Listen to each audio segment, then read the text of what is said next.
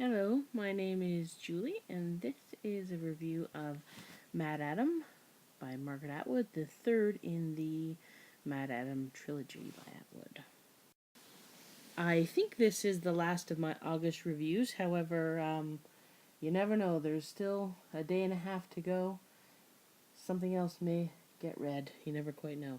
I read this one a couple weeks ago now, but I thought I'd better get this sucker reviewed before I forget what happened.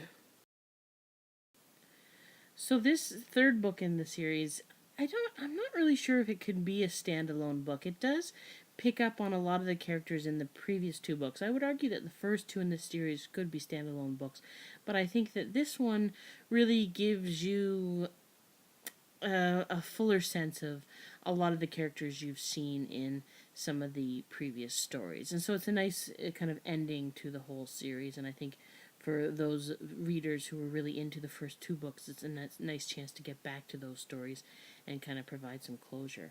Now, this book focuses around exposing a little bit more about the characters Zeb and his brother Adam, or Adam 1. And then also Toby is another central character. We have Amanda, Wren, a lot of the same characters we've seen. And of course, one of my favorite, the Quakers. And a really cool one that that really takes a prominent role, a child called Blackbeard. In true Margaret Atwood form, this final book continues with the creative world she's created in this MaddAddam trilogy. What's neat about it is kind of after the flood. So the waterless flood. It's the post-apocalyptic more. You see less of the before time and more in kind of the struggle after the floods happened.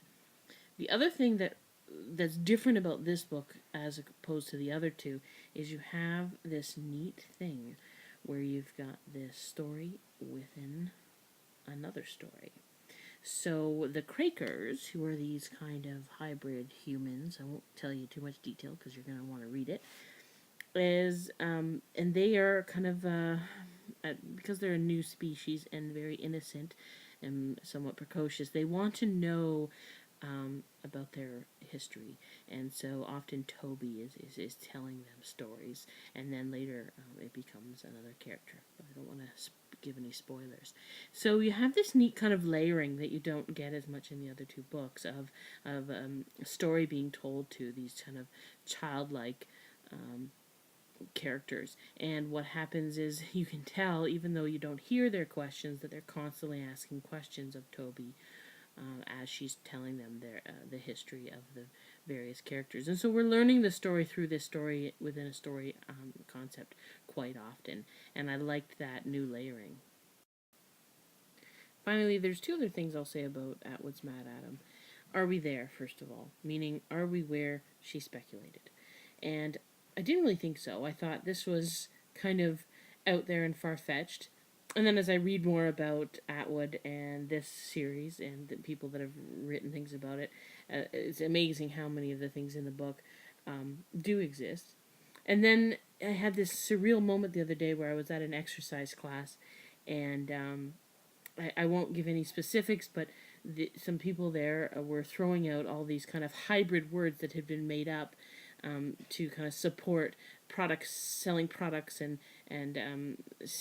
basically selling different regimes or products. And I remember thinking, oh my goodness, this is like Anna Yuhu Spa in the book, and just the way that we're kind of manipulating language and inventing new things, similar to Orwell's Newspeak.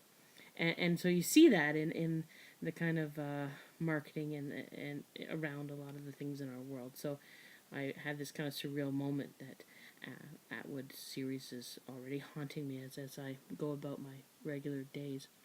The other thing that I want to talk about is I did wonder as I was reading this, there was something missing in this book that I couldn't quite put my finger on for the longest time. And then I realized what it was, and that's just the first two books. There's this thing with the way that Atwood writes. So 50 pages in, you're going, what the heck is even going on in this book? And then all of a sudden, it starts to make sense, and it's a real like kind of aha moment where you kind of have an epiphany, and the whole story starts to piece together, and you start to see the deeper meanings and the deeper connections between things, and it's this kind of wonderful experience. Now, granted, you kind of have to give it time and patience before you get there.